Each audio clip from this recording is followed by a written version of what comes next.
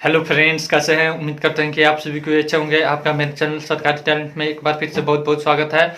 आज हम लोग फिर से क्लास 6 का 3.1 चैप्टर पढ़ेंगे और देखेंगे कि उसमें क्या क्या प्रॉब्लम है और उसका पूर्व ज्ञान क्या होना चाहिए। तो चलिए शुरू करते हैं। वीडियो शुरू करने से पहले नए आने वाले दोस्तों से गुजारिश है कि लाल बटन दबा के मेरे चैनल को सब्सक्राइब कीजिए और साथ ही साथ बेल आइकन भी जरूर दबाइए। तो चलिए शुरू करते हैं। हमको पढ़ना है 3.1 में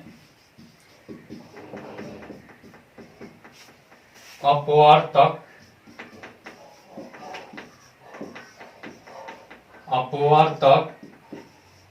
या गुणनखंड। अपवर्तक या गुणनखंड इंग्लिश होता है फैक्टर, FACTOR। अपवर्तक या गुणनखंड किसे कहते हैं? जैसे मान लेते हैं यह 10 है। क्या है? 10 है। अब इसमें किस किस चीज से पूरा पूरा भाग लग जाएगा? 1 से लग जाएगा, 2 से लग जाएगा, 5 से लग जाएगा और 10 से लग जाएगा। ठीक है ना?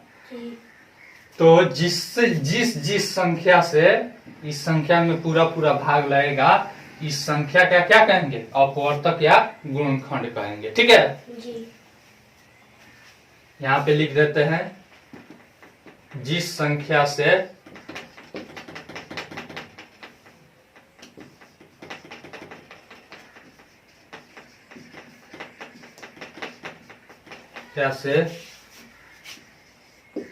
पूरा पूरा भाग लग जाता है, उसे क्या कहते हैं? उस संख्या का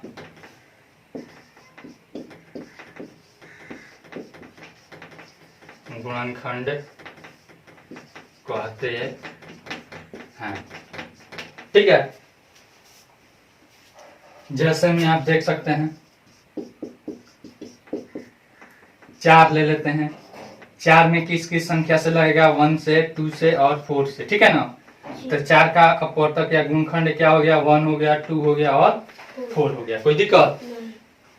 अब फिर उसके बाद आता है हमारा गुणज। क्या आता है?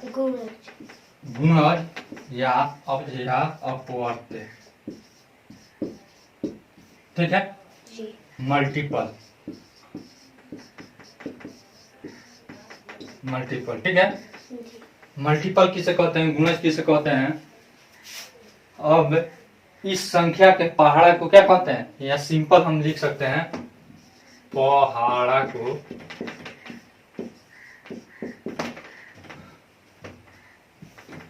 गुणज कहते हैं।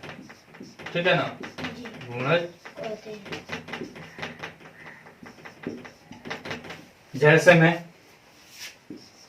4 का गुणज, 4 का बराबर हो जाएगा 4, 8, 12, 16 अनंत तक यह जाएगा। ठीक है ना? गुणज कहाँ तक जाता है? अनंत तक। जबकि गुणनखंड या अपवर्तक क्या होता है? निश्चित रहता है। ठीक है ना? इसमें यह भी अंतर है। अब इसके आधार पर हमारा कुछ परिभाषा है। क्या है? कुछ परिभाषा है। जैसे भाज्य संख्या। ठीक है ना? भाज्य या संयुक्त संख्या। संयुक्त संख्या। Composite number. कंपोजिट नंबर इसको हम पहले पढ़ाए हैं, लेकिन इस चैप्टर में हमको पढ़ना है, इसीलिए थोड़ा सा इंट्रोडक्शन दे देते हैं। भाज्य या संयुक्त संख्या किसे कहते हैं? जिसमें एक और स्वयं को छोड़कर किसी अन्य संख्या से भी भाग लग जाए, उसे क्या कहते हैं? भाज्य या संयुक्त संख्या। जिस संख्या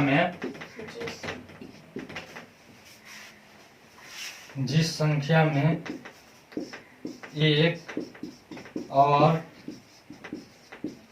स्वयं को छोड़कर किसी दूसरे संख्या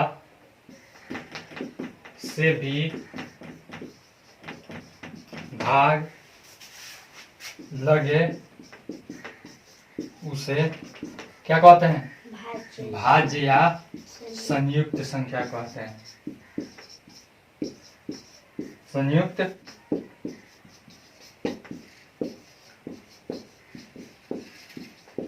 ठीक है जी।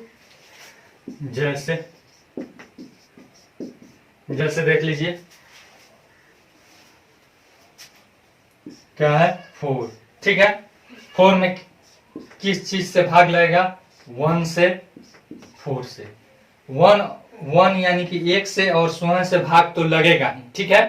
कोई भी संख्या होगा उसमें 1 और स्वयं से भाग लगेगा ही, लेकिन उसके अलावा भी अगर किसी चीज से कटता है, जैसे मान लीजिए इसमें 2 से कट रहा है ठीक है ना, और तो 4 क्या हो जाएगा? भाज्य या संयुक्त संख्या। क्या हो जाएगा? भाज्य या संयुक्त संख्या ठीक है ना। 9 हो गया।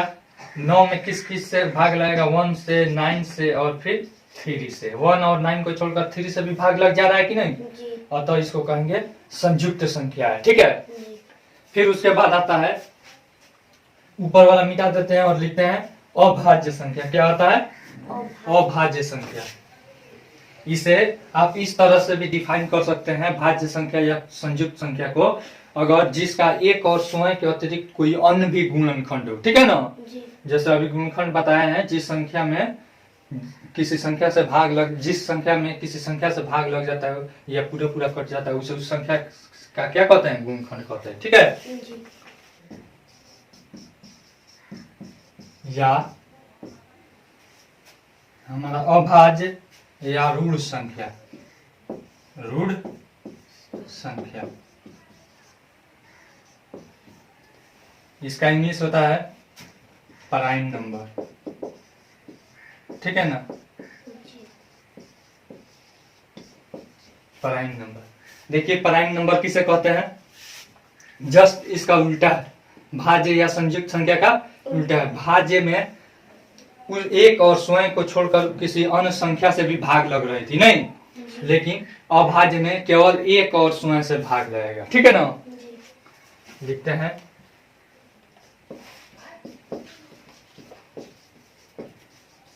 जिस संख्या में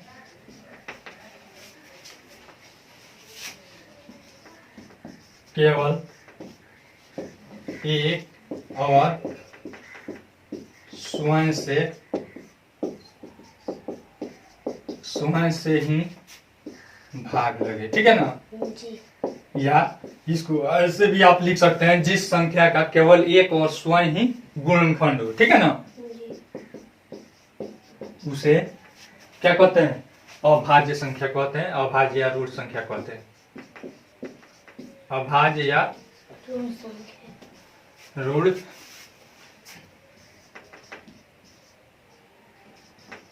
संख्या कहते हैं ठीक है। जैसे में देख लीजिए 2 है, 2 में किस किस चीज से भाग लगेगा? 1 से और 2 से।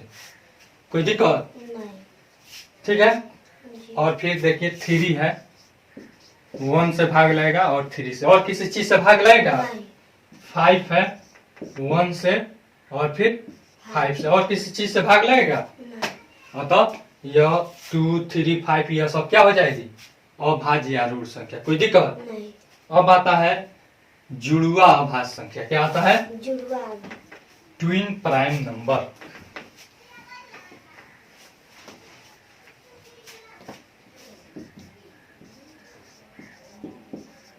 जुड़वा अभाज्य संख्या ठीक है। ट्विन प्राइम नंबर ठीक है। जैसे इसका नाम है जुड़वा, जैसे जुड़वा बच्चे जो होते हैं वह एक जैसे रहते हैं कि नहीं, उसी तरह से जैसे इसका नाम है उसी तरह से इसका काम भी होगा। तो जुड़वा में दोनों क्या होगा? अभाज्य संख्या ही होगा। दोनों क्या होगा? अभाज्य संख्या होगा, और उनका उनके बीच में केवल एक भाज्य संख्या होगा, ठीक है ना। वे दो, जुड़वा मतलब दो होता है, ठीक है ना। वे दो अभाज्य संख्याएं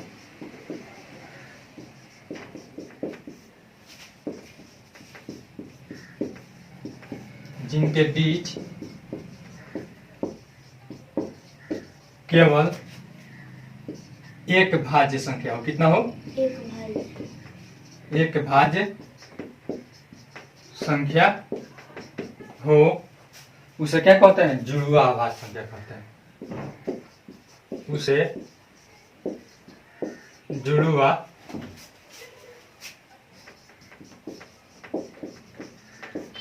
अभाज्य संख्या कहते हैं। कोई दिक्कत? जैसे 3 और 5, देखिए तो 3 और 5 के बीच में कौन सी संख्या है? बताइए तो। 4 है। 3 और 5 के बीच में 4 है, तो 4 देखिए तो क्या है? भाज्य संख्या है।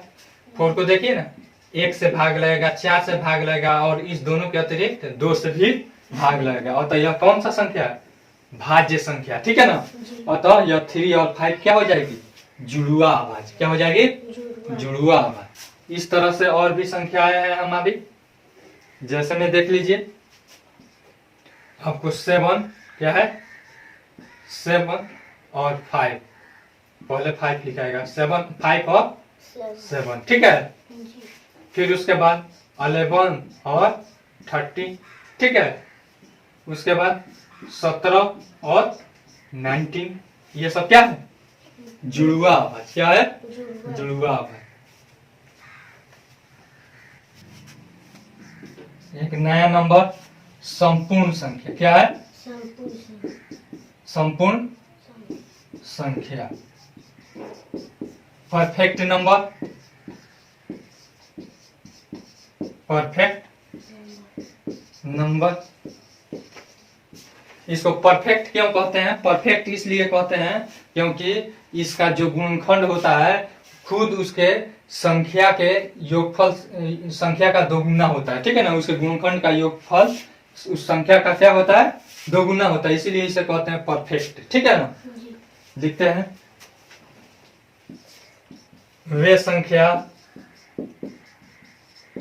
संख्या जिसके गुणनखंड का योग, जिसके गुणनखंड का योग क्या हो? उस संख्या के दोगुना हो। क्या हो? दोगुना हो, उसे क्या कहते हैं? परफेक्ट नंबर, यानी कि संपूर्ण संख्या कहते हैं, ठीक है। जैसे में देखिए यह क्या है? 6 है, ठीक है ना। 6 का गुणनखंड कितना होगा? 1, 2, 3 और फिर 6। इस सब को जोड़िए तो 6 3 9 9 2 11 11 1 12। योग कितना आया? 12। इस संख्या से दोगुना है कि नहीं? है। 6 का दोगुना है कि नहीं? 12।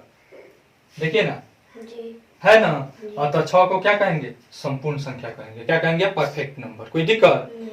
फिर उसके बाद एक और संख्या 28 देखते हैं। 28 कटेगा 1 से, फिर देखिए 4 से, फिर 7 से, फिर 14 से कटेगा, ठीक है ना। और चीज से कटेगा, 2 से नहीं कटेगा, कटेगा 1 2 4, फिर 7 14 और फिर 28, ठीक है ना। यानी 1 2 4 7 14 और 28, इसी से ना कटेगा। अब देखिए तो योग करते हैं। योग कितना आ रहा है? 8 4 12 7 19 19 4 23 23 2 25 25 से 26, ठीक है। 26 का 6 हाथ में आया, 2 2 2 4 4 1 5 और इधर नहीं है, यानी कि 56 आ रहा है। कितना आ रहा है? अब देखिए ये दोगुना है कि नहीं है, दोगुना है। इसमें 2 से गुना कीजिएगा तो इसके बराबर आ जाएगा। 2 8 16 का 6 हाथ में है 1 2 दूनी 4 5, इसके दोगुना आ गया कि नहीं? अतः यह 6 और 28 क्या हो जाएगी? संपूर्ण संख्या। अब कहिएगा कि हम किसी भी संख्या को भी जोड़ कर दिखा सकते हैं कि दोगुना है। तो जैसे मान लीजिए 4 का ले लेते हैं, तो 4 का गुणनखंड होगा 1 2 4, जोड़िए तो कितना आया? 4 2 6 7। अतः इसका गुणनखंड का योग इससे दोगुना है? नहीं है। दोगुना है? 4 के दोगुना है 7? नहीं है। तो यह परफेक्ट नंबर होगा? नहीं होगा, ठीक है ना। यानी कि 1 से 7 के बीच में कितनी संपूर्ण संख्या है? केवल 6 और 28, 2 ही है, केवल 2 ही संपूर्ण संख्या है 1 से 7 के बीच में। कोई दिक्कत? मिटा दे अब इसको। अब हम लोग एक्सरसाइज पे चलते हैं, ठीक है। पहला सवाल क्या कह रहा है देखते हैं।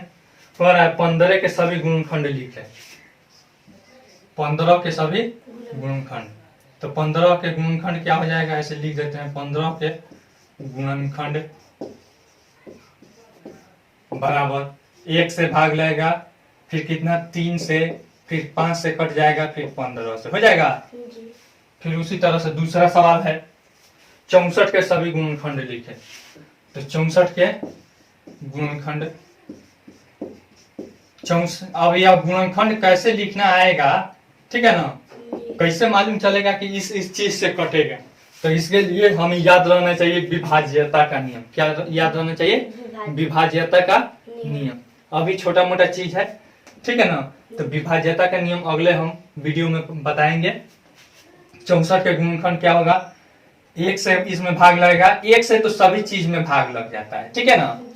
फिर 2 से भाग लगेगा, फिर यहाँ पे 3 से देखते हैं। तो 3 के विभाज्यता का नियम कहता है कि अंकों का योगफल अगर 3 से विभाजित हो तो वह संख्या 3 से विभाजित होती है। तो 4 6 10 होगा, 10 3 से विभाजित नहीं है, तो 3 से विभाजित नहीं होगा। 4 से विभाजित हो जाएगा, फिर 5 6, जब 2 3 से विभाजित नहीं हुआ तो 6 से विभाजित नहीं होगा, 7 8 से विभाजित होगा, फिर 9 10 11 12 13 14 15 16 से विभाजित हो जाएगा, ठीक है ना।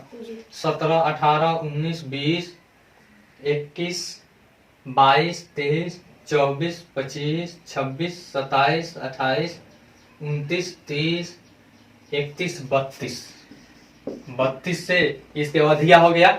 अधिया के बाद सीधे पूरा इसी से विभाजित होता है, ठीक है ना। इतना होगा, ठीक ना। अब तीसरा सवाल, तीसरा सवाल कह रहा है निम्न के प्रत्यय के सभी गुणनखंड लिखिए। निम्न के सभी गुणनखंड लिखिए, ठीक है। तो हम देखिए इसमें सबसे बड़ा 78 दिखाई दे रहा है, ठीक है ना। कितना नंबर है? 3 नंबर है। 3 का 3 नंबर हम बता देते हैं, 78 78। इसमें देखिए किस किस चीज से भाग लग जाएगा? पूरा पूरा 1 से लगेगा। फिर इकाई अंक पे 8 है, 0 2 4 6 या 8 होता है तो 2 से विभाजित होता है, 2 से लग जाएगा। फिर आपको 4 से 3 से देखते हैं, 8 7 15, 3 से लग जाएगा, ठीक है। देखिए ना 8 और 7 15 होता है, 15 3 के पारा में है और तो 3 से यह विभाजित हो जाएगा। फिर 4 से देखते हैं तो यहाँ पे नहीं लगेगा, 4 से 5 से 6 से लग जाएगा। 2 और 3 से जो विभाजित होता है वह 6 से भी विभाजित होता है। 8 9 10 11 12 13 से लग जाएगा, 13 6 78। फिर 14 15 16 17 18 19 20 21 22 23 24 25 26 से लग जाएगा, ठीक है ना। 26 दिया 78 हो जाएगा। फिर उसके बाद 27 28 29 30 31 32, अब खुद इसके अधिया चला जाएगा, ठीक है ना। यानी 39 हो जाएगा। क्या हो जाएगा? 39। और फिर इसी संख्या से और सब आप लोग बना लीजिएगा, ठीक है ना। चौथा सवाल क्या कह रहा है? चौथा सवाल कह रहा है 14 के गुणज लिखिए। 14 के गुणज, 14 का गुणज क्या होता है देख लीजिए। 14 का गुणज, गुणज मतलब बताए हैं पहाड़ा मल्टीपल, ठीक है ना। जी। तो 14 का पहाड़ा लिख देंगे 14, 14 दूनी 28, 14 तिया 42, 14 चौका 56, 14 पचे 70, ठीक है ना। डैश डैश ऐसे दे देंगे। क्यों दे देंगे? क्योंकि मल्टीपल अनंत तक जाता है, जबकि इस गुणनखंड में नहीं देते हैं डैश डैश, क्योंकि यह फिक्स रहता है, ठीक ना। जी। चलिए पांचवा नंबर कह रहा है 18 के गुणज लिखिए, तो आप लोग लिख लीजिएगा, ठीक है ना। जी। फिर उसके बाद छठा नंबर, निम्न में प्रत्येक के पहले 5 गुणज लिखिए।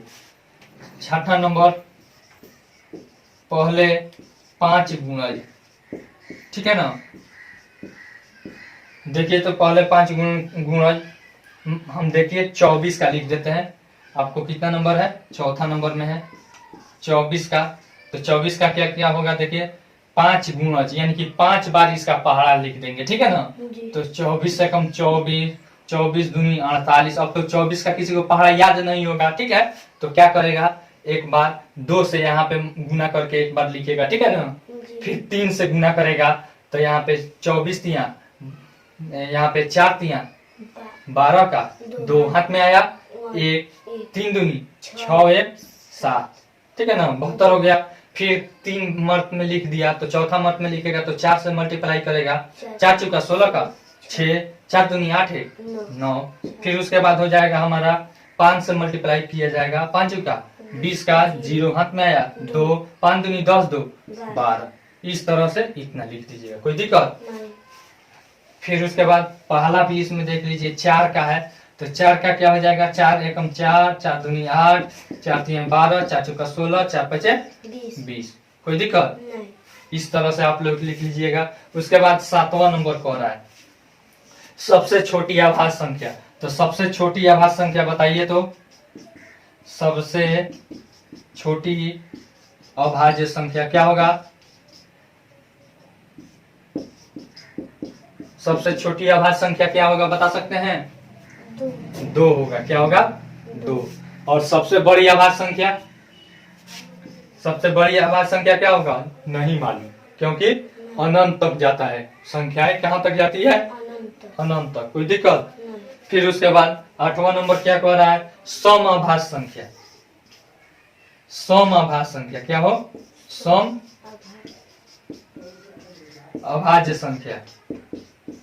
सम अभाज्य संख्या देखिए तो यह 2 सम संख्या है, देखिए ना, 2 सम संख्या है जी। और अभाज्य संख्या भी है जी। 2 हो जाएगा। उसके बाद वाली कोई भी अभाज्य संख्या सम नहीं होती है, ठीक ना। केवल 2 ही एक ऐसी संख्या है जो कि सम भी होती है और अभाज्य भी होती है। इसको मिटा दे। 3 अभाज्य युग्म का उदाहरण दे। 3 अभाज्य युग्म। युग्म मतलब जोड़ा, युग्म मतलब जोड़ा।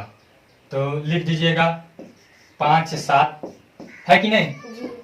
फिर उसके बाद 3 5 होगा कि नहीं? दोनों अभाज्य संख्या है कि नहीं? जी। फिर उसके बाद 11 13। कोई दिक्कत? आंसर और भी हो सकता है, और भी बहुत सारा। इसके अलावा छोड़कर आप दूसरा भी लिख सकते हैं, जैसे 17 19 हो जाएगा, 29 31। मिटा दे इसको,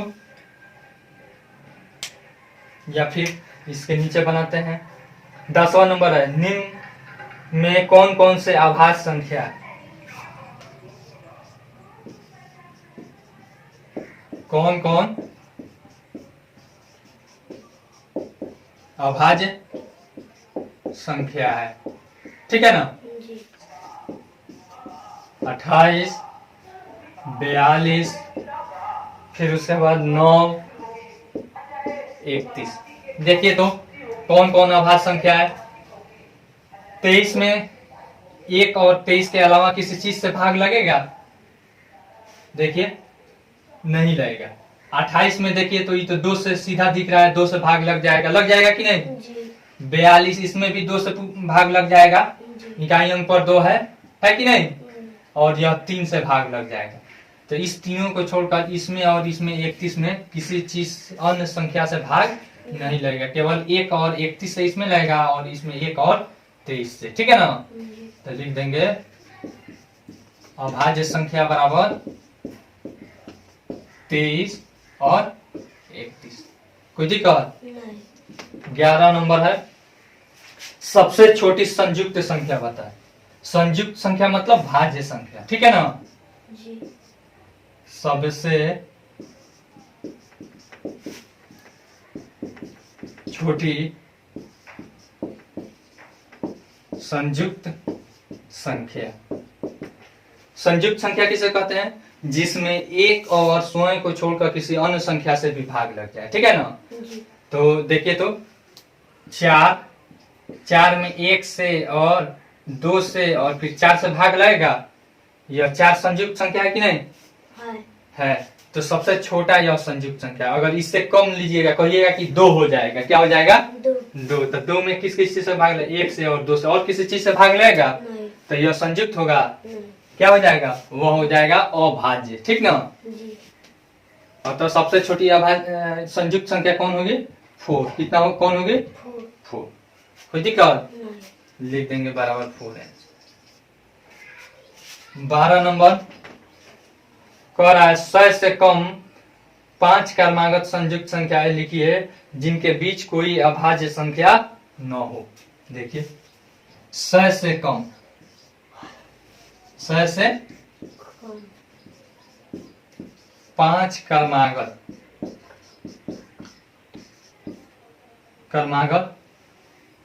भाज्य संख्या ना पूछ रहा है, भाज्य संख्या, भाज्य संख्या। क्रमागत मतलब लगातार, क्रमागत मतलब लगातार। जैसे मान लीजिए हम देखते हैं 10 और 20 के बीच में 12, 13, 14, 15, तो इसमें हो जा रहा है 14 से देखते हैं 14, 15, 16, 17, 3 गो के बाद चौथा आ जा रहा है 17। क्या आ जा रहा है? अभाज्य संख्या।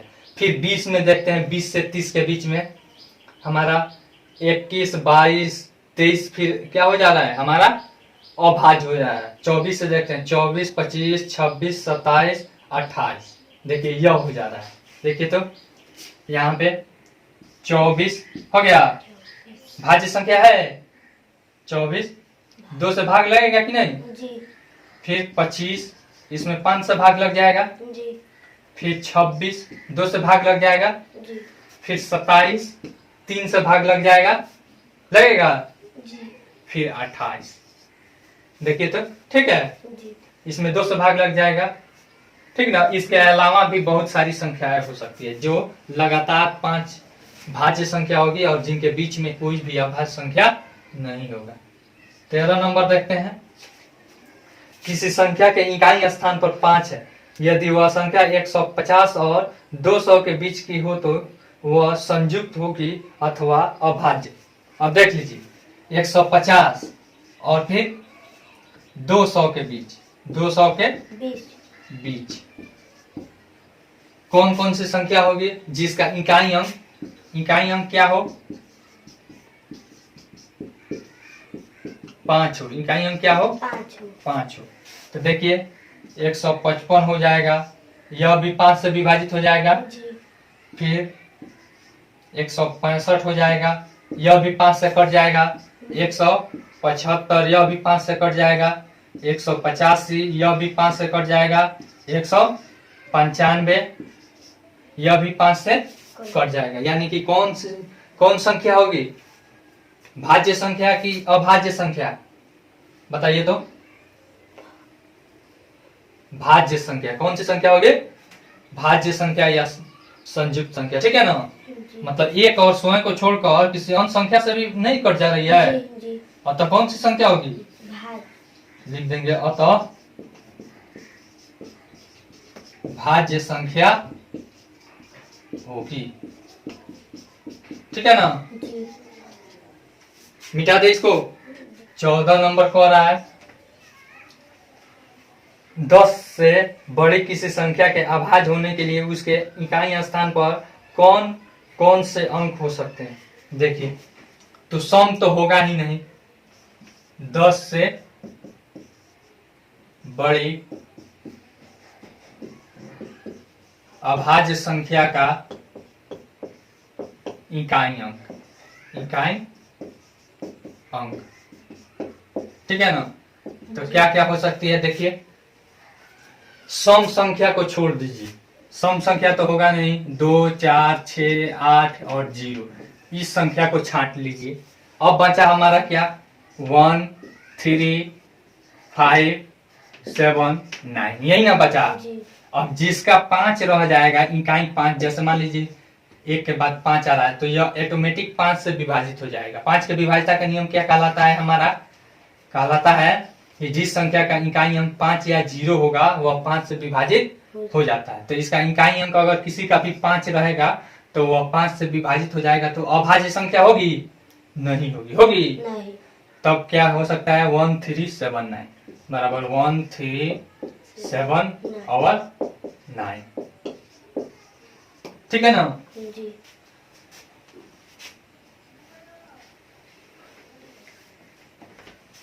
फिर उसके बाद 15 नंबर कह रहा है, क्या कोई ऐसी भी संख्या है जिसका कोई गुणनखंड न हो। नहीं, मान लीजिए 0 भी आपके मन में सवाल आता होगा, तो 0 में भी 1 से भाग लग जाएगा, 0 में भी 1 से भाग लग जाएगा। 0 मत में 0, 1 गुना 0 बराबर 0, 0 मत में भाग लग जाएगा। ठीक है। तो ऐसी कोई संख्या नहीं है, ऐसी कोई संख्या नहीं है, ऐसी कोई संख्या नहीं है जिसका, क्या पूछ रहा है, जिसका कोई गुणनखंड ना हो, कोई गुणनखंड नहीं हो। ठीक है ना। 16 नंबर देखिए, कह रहा है 1 और 100 के बीच सिर्फ 2 संपूर्ण संख्याएं हैं, वे कौन कौन से है, तो बताइए किए हैं, 6 और 28। कितना हो जाएगा, 6 और 28, केवल 2 ही संपूर्ण संख्या है। ठीक है ना। 28 संपूर्ण संख्या है। उसके बाद देखते हैं 17 नंबर है। 17 नंबर सवाल कह रहा है, निम्न में प्रत्येक संख्या को 2 विषम अभाज्य संख्या के योग के रूप में लिखें। 2 विषम अभाज्य संख्या के योग के रूप में लिखना है। ठीक है ना।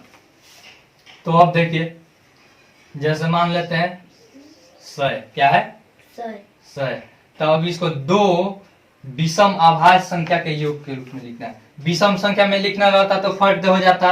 ठीक है ना। विषम संख्या में लिखना रहता तो इसके अधिया करते नहीं, और फिर क्या कर लेते, अधिया करके 1 घटा लेते, अधिया 50 आएगा, 50 में से 1 घटाते तो 49 हो जाता, प्लस 1 बढ़ा देते 51 हो जाता। लेकिन देखिए ये दोनों अभाज्य है नहीं है, अभाज्य है नहीं है। हमको क्या करना है, विषम भी हो और अभाज्य भी हो, विषम भी हो और अभाज्य भी हो, इस तरह से लिखना है। अब हमको देखना है कैसे करेंगे, अपना हम सोचेंगे।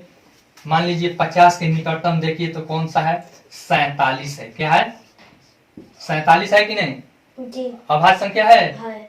आप प्लस इधर हम 3 कम किए हैं, आधा से किए है ना जी। 50 से 3 कम है जी। तो 50 में 3 जोड़ देंगे। ठीक है ना। उसी तरह से यहाँ पे 4, अब देख लीजिए और बड़ा सा कौन है, 80 है। क्या है 80 है 4 नंबर में। तो 80 का अधिया कितना होगा, 40 होगा। ठीक है। और 40 से कम कीजिए, 40 से कम कौन अभाज्य संख्या है, 40 से कम अभाज्य संख्या हमारा 39 अभाज्य नहीं होगा, 29 अभाज्य नहीं होगा, फिर उसके बाद 37 क्या होगा, अभाज्य। ठीक है ना जी।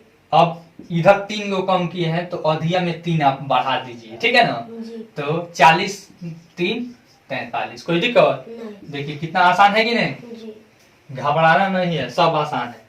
फिर उसके बाद 18 नंबर, ऐसे अधिया निकालने नहीं आता है तो ऐसे कर दीजिएगा, 80 आप बट्टा 2 कीजिएगा, अब बराबर 2 भागा 80 कर दीजिएगा। ठीक है जी। तो 2 चौका 8 कट जाएगा, यह 0 तो 0 मत में फिर भाग लगेगा, कट जाएगा ये भी, यानी कि कितना हो गया 40। अब हम देखेंगे कि उसके नीचे कितना मतलब कम करते हैं तो 40 से कम एक 39 हुआ, 39 अभाज्य है कि नहीं, नहीं है, अभाज्य 3 से कट जाएगा, ठीक है ना। रफ में आप लिख कर देख लीजिएगा। फिर उसके बाद उससे कम 38 है तो 38 2 से पूरा पूरा कट जाएगा, वह भी अभाज्य नहीं है, नहीं। फिर उसके बाद 37 आता है तो 37 में किसी चीज से नहीं कटेगा, एक और 37 को छोड़कर, तो वह अभाज्य हो जाएगा, उसको लिख लेंगे। तो यानी कि 3 गो कम इधर किए हैं तो इसमें क्या कर देंगे, अधिया में 3 गो बढ़ा देंगे, ठीक है ना। फट हो जाएगा कि नहीं। 18 नंबर देखिए, 16 से छोटी सभी अभाज्य और संयुक्त संख्याएं अलग अलग लिखिए। अब देखिए 16 से छोटी यानी 1 से 15 तक, ठीक है ना। तो पहले अभाज्य हम लिखेंगे, क्या लिखेंगे, अभाज्य बराबर, और इधर लिख लेंगे संयुक्त, क्या लिखेंगे, संयुक्त बराबर अभाज्य संख्या लिखेंगे।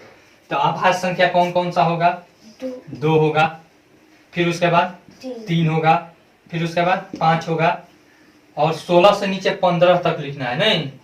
फिर उसके बाद 7 होगा, 9 होगा, नहीं होगा, 11 होगा, फिर 13 होगा, 14, 15 नहीं होगा। अब इसमें देखिए, इसमें एक संयुक्त संख्या होगा, नहीं होगा। आपको यह कि अभाज्य संख्या होगा, एक अभाज्य संख्या होगा, नहीं होगा, क्योंकि एक में भागा लगेगा 1 से, और किसी चीज से भाग लग रहा है नहीं। तो इसमें अभाज्य संख्या होने के लिए 2 संख्याएं से भाग लगना जरूरी है, इसीलिए ये एक न तो भाज्य संख्या है और न ही अभाज्य संख्या है। कोई दिक्कत नहीं। अब देखिए यहाँ पे बच गया हमारा 4, यहाँ पे 6, 9, 10, 12, 14, 15 हो जाएगा। 19 नंबर कह रहा है क्या 1729 अभाज्य संख्या है, तो देखेंगे कि उसमें भाग लग रहा है कि नहीं। इधर बना देते हैं या फिर इसको मिटा दें। 1729 क्या अभाज्य संख्या है। 1729 को एक दूसरा नाम भी है, रामानुजम संख्या। क्या है, रामानुजम एक गणितज्ञ थे जिन्होंने कहा कि 1729 क्या है, एक ऐसी संख्या है जिसे 2 संख्याओं के घनों के योग के रूप में लिखा जा सकता है। जैसे 1729 बराबर 1 का क्यूब प्लस 12 का क्यूब, ठीक है ना। फिर इसको 10 का क्यूब प्लस 7 का क्यूब। वे रामानुजम जब बीमार पड़े हुए थे तो उनके सीनियर जो पदाधिकारी थे, गणितज्ञ वो भी थे, तो वे उनसे मिलने गए, ठीक है ना। तो हाल चाल लिए, तो उन्होंने कहा कि क्या है, तबीयत कैसी है, यह सब हाल चाल हुआ। और उसके बाद कहा कि गाड़ी से आए हैं कि किस चीज से आए हैं, तो गाड़ी तो मत पूछो, मेरा गाड़ी क्या है, बहुत ही अशुभ है, ठीक है ना, उसका नंबर अशुभ है। तो उन्होंने बताया, पूछा कि कौन सा नंबर है उस गाड़ी का, तो उन्होंने बताया कि क्या है 1729 है। तब उन्होंने कहा कि अशुभ कैसे है, यह तो बहुत ही लकी नंबर है। कैसे लकी नंबर है, तब उन्होंने बताया कि इसे हम 2 संख्याओं के घनों के योग के रूप में व्यक्त कर सकते हैं। इसीलिए रामानुजम नामक गणितज्ञ के सम्मान में इसे क्या कहा जाता है, 1729 को रामानुजम संख्या कहा जाता है। क्या कहा जाता है, रामानुजन संख्या कहते हैं, ठीक है ना। अब देखिए कह रहा है 1729 क्या अभाज्य संख्या है, तो दिखाएंगे। 1 से भाग 1 को छोड़कर 2 से नहीं लगेगा, 3 से देखते हैं तो 1 7 8 8 10 9 19, 3 से नहीं लगेगा। 4 से देखते हैं, 4 से भी नहीं लगेगा। 29 30 4 से भी भाजित नहीं है। 5 से 6 से 7 से देखते हैं, 7 से लग जाएगा। 7 से भाग करते हैं 17 और 29, 7 दूनी 14, 3 बचा, 2 उतरा, 7 चुका 28, बचा 4, 9 उतरा, 7 सते कट जाएगा जी। यानी कि पूरा पूरा कट गया 7 से। अतः क्या है, भाज्य संख्या होगा। क्या पूछ रहा है, क्या अभाज्य संख्या है। अतः 1729 अभाज्य संख्या नहीं है, अभाज्य संख्या नहीं है, ठीक है ना। आसान है कि नहीं। मिटा दे, इसको मिटा दे। निम्नलिखित में जो सत्य हो उसके आगे सत्य का चिन्ह और जो असत है उसके आगे गलत का चिन्ह लगाइए। 1 नंबर है, वह संख्या जिसका केवल एक अपवर्तक होता है वह संख्या 1 है, तो सही है। 1 का अपवर्तक क्या होता है, केवल एक ही ना होता है, तो क्या होगा, सत्य होगा। 2 नंबर है, 2 नंबर में कह रहा है सबसे छोटी सम अभाज्य संख्या 2 है, यह भी सत्य होगा। नहीं, सबसे छोटी सम अभाज्य संख्या क्या हो जाएगी, हमारा 2 हो जाएगी, सत्य है। सबसे छोटी संयुक्त संख्या 6 है, नहीं, यह क्या हो जाएगी, गलत। सबसे छोटी संयुक्त संख्या बराबर कितना होगी, 4 होगी। 4 नंबर में देखिए, 2 अभाज्य संख्याओं का योग सम होता है, नहीं, क्या होता है, नहीं। जैसे 2 प्लस 3 बराबर कितना होगा, दोनों अभाज्य संख्या है, देखिए ना, दोनों अभाज्य संख्या है, 2 और 3 अभाज्य संख्या नहीं है। अब दोनों का योग 5 है, 5 सम संख्या है, नहीं। अतः इस तरह से दिखा देंगे। अतः 2 अभाज्य संख्याओं का योग हमेशा 5 नहीं होता है। 5वां नंबर कह रहा है 2 को छोड़कर किसी भी 2 अभाज्य संख्याओं का योगफल सम होता है, तो सही, यानी कि यहाँ पे चिन्ह दे, यहाँ पे हाँ, ठीक है ना, सही मार दीजिएगा और दिखा दीजिएगा कि कैसे। यहाँ पे 5 प्लस 7 दोनों अभाज्य संख्या है, दोनों का योग एक सम संख्या हो गया है कि नहीं। 6वां नंबर में देखिए, कह रहा है सभी सम संख्या संयुक्त संख्या है, नहीं, सभी सम संख्या संयुक्त संख्या है, नहीं, गलत हो जाएगा, ठीक है ना। दिखा दीजिएगा, जैसे 2 क्या है, अभाज्य संख्या, क्या है, अभाज्य। 2 सम संख्या है कि नहीं, 2 सम संख्या है, अभाज्य भी है, ठीक है ना। तो पूछ रहा है कि क्या सभी सम संख्या है, क्या होती है, सम संख्या संयुक्त संख्या होती है, नहीं। 7वां नंबर, 3 विषम संख्याओं का योगफल विषम होता है, सत्य है। जैसे में जोड़ दीजिएगा, 3 प्लस 5 प्लस 7, 7 5 12 3 15, यह विषम संख्या हो गया जी। फिर 8वां नंबर है, 2 सम संख्याओं का योगफल सदैव सम संख्या होती है, सत्य है। जैसे 10 प्लस 12 कितना हो जाएगा, 12 10 22, या फिर ऐसे नहीं समझ में आता, 2 प्लस 4 कितना हो जाएगा, 6। 2 सम संख्याओं का योगफल हमेशा सम होता है कि नहीं। चलिए, आपका यह चैप्टर खत्म हुआ। अगले चैप्टर में विभाज्यता का नियम पढ़ेंगे हम लोग। आई होप आपको यह वीडियो बहुत पसंद आई होगी। अगर वीडियो पसंद आई हो तो लाइक कीजिए, शेयर कीजिए और पढ़ने वाले बच्चों के साथ जरूर शेयर कीजिए। Thanks for watching.